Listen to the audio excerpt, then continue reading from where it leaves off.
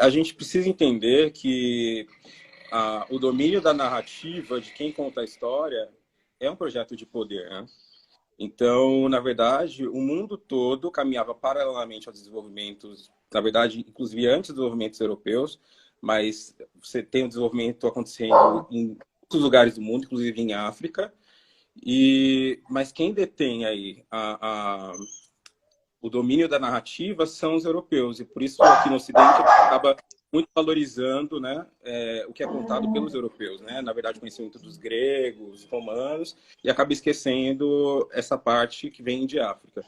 E aí, remontando o que foi obtido lá na África, a gente pode citar desenvolvimentos da área da medicina, desenvolvimentos da área da arquitetura, Uhum. muito antes de Heródoto, que foi considerado o pai da medicina, existia aí Montet, lá no Egito, que já desenvolvia técnicas muito, para a época, muito desenvolvidas de medicina, né? Inclusive em Uganda, ali na segunda metade do século XIX, sempre já considerando esse olhar europeu, foram encontrados registros presencialmente, registros de partos via cesárea, obedecendo os princípios ali de asepsia, de anestesia. Então, assim, esses conhecimentos estavam acontecendo já naqueles locais. A questão da navegação, por exemplo, né?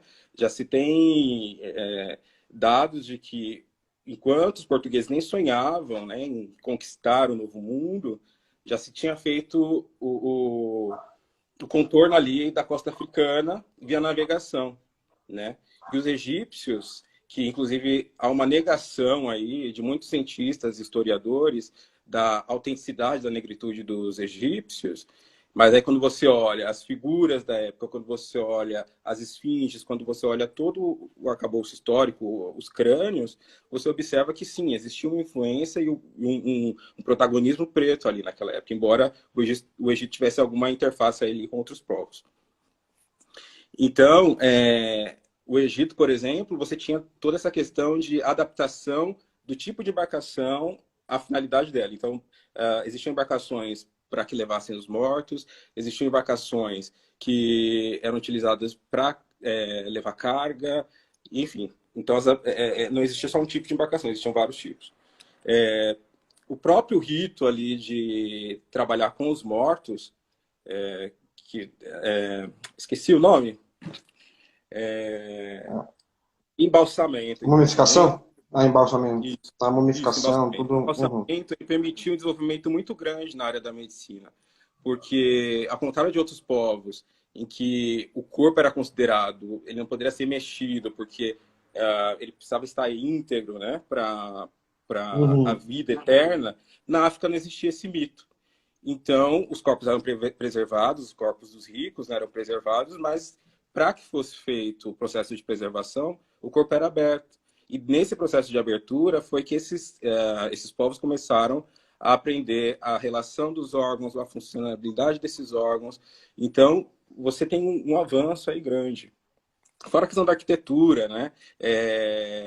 Existem alguns povos que eu esqueci no Mali, você tem uma muralha que é super grande. Depois eu posso passar pessoal as referências. Tem uma muralha também que é feita de pedras, né?